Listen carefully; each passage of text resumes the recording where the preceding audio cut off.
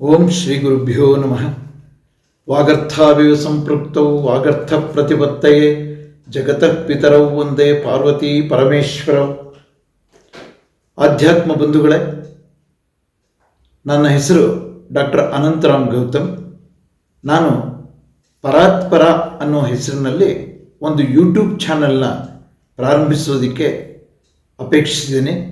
ಇದರಲ್ಲಿ ಪ್ರತಿನಿತ್ಯ ಧಾರ್ಮಿಕ ವಿಚಾರಗಳು, ಆಧ್ಯಾತ್ಮ ವಿಚಾರಗಳು, ಹಬ್ಬ ಹರಿದಿನಗಳು ಇತ್ಯಾದಿ ಮಾಹಿತಿಗಳನ್ನು ತಿಳಿಯಪಡಿಸೋದ್ರ ಮೂಲಕ ಜನಗಳಿಗೆ ಒಂದು ಆಧ್ಯಾತ್ಮದ ಮತ್ತು ಧಾರ್ಮಿಕ ಜ್ಞಾನವನ್ನು ಉಂಟು ಮಾಡಬೇಕು ಅನ್ನುವಂಥ ಅಪೇಕ್ಷೆ ಇದೆ. ಇದಕ್ಕೆ ತಮ್ಮೆಲ್ಲರ ಸಹಕಾರ ದೊರೆಯುತ್ತೆ ಅನ್ನುವಂಥ ಭರವಸೆಯಿಂದ ಈ ದಿನ ನಾನು ಈ ಯೂಟ್ಯೂಬ್ ಚಾನಲ್ನ ಪ್ರಾರಂಭ ಮಾಡ್ತಾ ಇದ್ದೇನೆ. ಈ ದಿನ ನಾನು ಹತ್ತಿರದಲ್ಲೇ ಇರುವಂಥ ಮಕರ ಸಂಕ್ರಾಂತಿಯ ಬಗ್ಗೆ 4 ಮಾತುಗಳನ್ನು ಆಡೋದ್ರ ಮೂಲಕ ಈ ಯೂಟ್ಯೂಬ್ ಚಾನಲ್ನ ಒಂದು ಕೆಲಸವನ್ನು ಪ್ರಾರಂಭ ಮಾಡೋದಕ್ಕೆ ಅಪೇಕ್ಷೆ ಪಡ್ತಾ ಇದ್ದೀನಿ. ನಮಗೆ ಪ್ರತಿ ತಿಂಗಳಲ್ಲಿಯೂ ಕೂಡ ನಮ್ಮ ಸನಾತನ ಹಿಂದೂ ಸಂಸ್ಕೃತಿಯಲ್ಲಿ ಇರ್ತಕ್ಕಂಥ ಮಾಸಗಳು 12 ಮಾಸಗಳಲ್ಲಿ ಪ್ರತಿ ಮಾಸದಲ್ಲೂ ಕೂಡ ಒಂದೊಂದು ಸಂಕ್ರಮಣ ಏರ್ಪಡುತ್ತೆ. ಏನದು ಸಂಕ್ರಮಣ ಅಂದರೆ, ಪ್ರತಿ ತಿಂಗಳಲ್ಲಿಯೂ ಕೂಡ ರವಿಯು ಒಂದು ರಾಶಿಯಿಂದ ಇನ್ನೊಂದು ರಾಶಿಗೆ ಚಲನೆ ಮಾಡಿದಾಗ ಅದನ್ನು ಒಂದು ಸಂಕ್ರಮಣ ಅಂತ ಹೇಳ್ತೀವಿ. ಸಂಕ್ರಮಣ ಕಾಲ ಅಂದರೆ ರವಿಯ ಒಂದು ರಾಶಿಯ ಬದಲಾವಣೆ. ಈಗ 14/1/2025 ರವಿ ಮಕರ ರಾಶಿಗೆ ಪ್ರವೇಶ ಮಾಡ್ತಾನೆ. ಈಗ ಪ್ರಸ್ತುತ ಧನುಸ್ಸು ರಾಶಿಯಲ್ಲಿರ್ತಕ್ಕಂಥ ರವಿಯು ಮಕರ ರಾಶಿಗೆ ಪ್ರವೇಶ ಮಾಡ್ತಾನೆ. ಅದಕ್ಕೆ ಮಕರ ಸಂಕ್ರಮಣ ಅಂತ ಕರೀತೀವಿ. ಇದು ಮೇಷ ಸಂಕ್ರಮಣದಿಂದ ಪ್ರತಿ ತಿಂಗಳಲ್ಲಿಯೂ ನಡೀತಾನೆ ಇರುತ್ತೆ. ಮೇಷ ಸಂಕ್ರಮಣ, ವೃಷಭ ಸಂಕ್ರಮಣ, ಮಿಥುನ ಸಂಕ್ರಮಣ ಹೀಗೆ ನಡೀತಾ ಇರುತ್ತೆ. ಆದರೆ ನಾವು ನಮ್ಮ ಹಿಂದೂ ಧರ್ಮದ ಪದ್ಧತಿಯ ಪ್ರಕಾರ 2 ಸಂಕ್ರಮಣಗಳನ್ನು ವಿಶೇಷವಾಗಿ ಅವುಗಳನ್ನು ಆಚರಣೆಯಲ್ಲಿ ಇಟ್ಕೊಂಡಿದ್ದೀವಿ. ಕರ್ಕಾಟಕ ಸಂಕ್ರಮಣ ಮತ್ತು ಮಕರ ಸಂಕ್ರಮಣ ಇವೆರಡನ್ನು ನಾವು ಹಬ್ಬದ ರೀತಿಯಲ್ಲಿ ವಿಶೇಷವಾಗಿ ಆಚರಣೆ ಮಾಡ್ತೀವಿ. ಹಬ್ಬ ಅಂದರೆ ಯುಗಾದಿ ಹಬ್ಬ, ದೀಪಾವಳಿ, ನವರಾತ್ರಿ ಹಬ್ಬದ ರೀತಿಯಲ್ಲಿ ನಾವು ಆಚರಣೆ ಮಾಡೋದಿಲ್ಲ. ಅದಕ್ಕೆ ಬದಲಾಗಿ ನದಿ ಸ್ನಾನ ಮಾಡುವಂಥದ್ದು, ಪಿತೃದೇವತೆಗಳಿಗೆ ತರ್ಪಣಗಳನ್ನು ಕೊಡ್ತಕ್ಕಂಥದ್ದು ಮತ್ತು ಕೆಲವು ದೇವಾಲಯಗಳಲ್ಲಿ ವಿಶೇಷವಾದಂಥ ಪೂಜೆಗಳನ್ನು ನೆರವೇರಿಸುವಂಥದ್ದು, ಇವುಗಳನ್ನು ಮಾಡುವುದರ ಮೂಲಕ ಈ 2 ಸಂಕ್ರಮಣಗಳನ್ನು, ಕರ್ಕಾಟಕ ಸಂಕ್ರಮಣ ಆಗಬಹುದು ಅಥವಾ ಮಕರ ಸಂಕ್ರಮಣ ಆಗಬಹುದು, ಇವೆರಡನ್ನು ನಾವು ಆಚರಿಸುವಂಥದ್ದು ನಮ್ಮ ಪುರಾತನ ಪದ್ಧತಿಯಿಂದ ನಡೆದು ಬಂದಿರುವಂಥದ್ದು. ಈಗ ಪ್ರಸ್ತುತ ಬರುವ 14ನೇ ತಾರೀಕು ಮಕರ ಸಂಕ್ರಮಣ ಏರ್ಪಡುತ್ತೆ.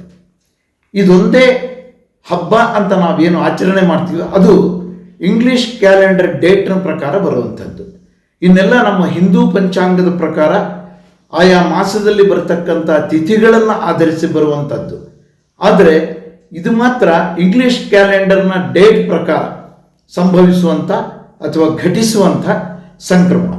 ಈ ಮಕರ ಸಂಕ್ರಮಣವನ್ನು ನಾವು ಆಚರಿಸುವುದಕ್ಕೆ ಕೆಲವು ವಿಶೇಷವಾದಂಥ ಪದ್ಧತಿಗಳಿದೆ.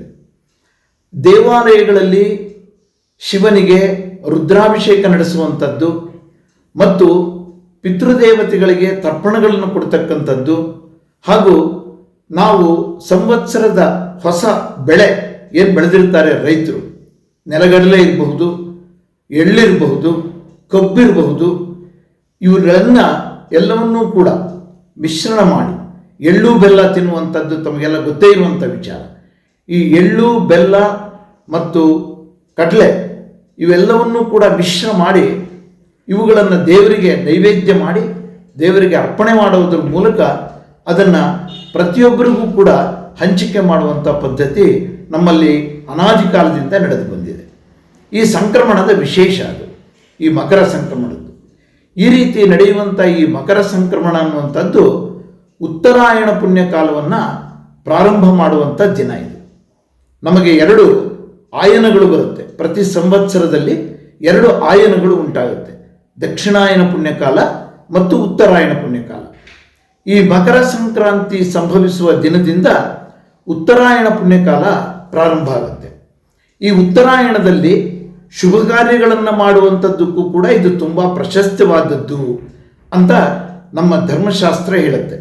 ಜ್ಯೋತಿಷ್ಯ ಶಾಸ್ತ್ರ ರೀತಿಯೂ ಕೂಡ ಈ ಮಕರ ಸಂಕ್ರಾಂತಿ ಆದ ಮಾರನೇ ದಿನದಿಂದಲೇ ಒಳ್ಳೆಯ ದಿನಗಳನ್ನು ಆಯ್ಕೆ ಮಾಡಿ, ಶುಭ ದಿನಗಳು ಅಂದರೆ ತಿಥಿ, ವಾರ, ನಕ್ಷತ್ರ ಇತ್ಯಾದಿಗಳನ್ನು ಆಧರಿಸಿ ಒಳ್ಳೆಯ ದಿನಗಳನ್ನು ಆಯ್ಕೆ ಮಾಡಿ ಮದುವೆ ಆಗ್ಬೋದು, ಉಪನಯನ ಆಗ್ಬೋದು, ನಾಮಕರಣ ಆಗ್ಬೋದು ಇತ್ಯಾದಿಗಳಿಗೆಲ್ಲವಕ್ಕೂ ಕೂಡ ಈ ಮಕರ ಸಂಕ್ರಮಣ ಅಂತಕ್ಕಂಥದ್ದು ಶುಭವನ್ನು ಪ್ರಾರಂಭ ಮಾಡೋದಕ್ಕೆ ಇರುವಂಥ ಒಂದು ದಿನ. ಇಲ್ಲಿಂದ 6 ತಿಂಗಳ ಕಾಲ ಈ ಉತ್ತರಾಯಣ ಪುಣ್ಯಕಾಲದಲ್ಲಿ ಶುಭ ಕಾರ್ಯಗಳನ್ನು ನೆರವೇರಿಸೋದಕ್ಕೂ ಕೂಡ ತುಂಬ ಶ್ರೇಷ್ಠವಾದದ್ದು ಅಂತ ನಮಗೆ ಧರ್ಮಶಾಸ್ತ್ರದಲ್ಲಿ ತಿಳಿದು ಬರುತ್ತೆ. ಹಾಗೆ ನಮ್ಮ ಜ್ಯೋತಿಷ್ಯ ಶಾಸ್ತ್ರದಲ್ಲೂ ಕೂಡ ಇದಕ್ಕೆ ಒಂದು ಸೂಕ್ತವಾದ ಆಧಾರವನ್ನು ಕೊಟ್ಟಿದ್ದಾರೆ. ಆ ಆಧಾರದ ರೀತಿಯ ನಾವು ಗ್ರಹಗತಿಗಳನ್ನು ಆಧರಿಸಿ ಯಾವ ಯಾವ ಕಾರ್ಯಕ್ಕೆ ಯಾವ ದಿನಗಳ ಶುಭ ಅನ್ನುವಂಥದ್ದನ್ನು, ವಿವಾಹಕ್ಕೆ ಯಾವುದು, ಉಪನಯನಕ್ಕೆ ಯಾವುದು, ನಾಮಕರಣಕ್ಕೆ ಯಾವುದು ಇತ್ಯಾದಿಗಳಿಗೆಲ್ಲ ಶುಭ ದಿನಗಳನ್ನು ಆಯ್ಕೆ ಮಾಡಿ ಈ ಉತ್ತರಾಯಣ ಪುಣ್ಯಕಾಲದಲ್ಲಿ ನಡೆಸುವಂಥದ್ದು ತುಂಬ ಪ್ರಶಸ್ತವಾದದ್ದು. ಆ ಕಾರ್ಯಗಳಿಗೆ ಅತ್ಯಂತ ಬಲ ಇರುತ್ತೆ, ಅವು ಯಶಸ್ವಿಯಾಗುತ್ತೆ, ಮುಂದೆ ಭವಿಷ್ಯದಲ್ಲಿ ಅವುಗಳಿಂದ ಉತ್ತಮವಾದಂತಹ ಫಲ ಪ್ರಾಪ್ತಿಯಾಗುತ್ತೆ ಅಂತ ನಮ್ಮ ಶಾಸ್ತ್ರಗಳು ಹೇಳಿವೆ. ಆದ್ದರಿಂದ ಬರುವ ಮಕರ ಸಂಕ್ರಾಂತಿಯು ನಮಗೆ ಇಂಥ ಒಂದು ಶುಭ ಕಾರ್ಯಗಳನ್ನು ಪ್ರಾರಂಭಿಸೋದಕ್ಕೆ ಒಳ್ಳೆಯ ಒಂದು ಅವಧಿಯಾಗಿರುತ್ತೆ.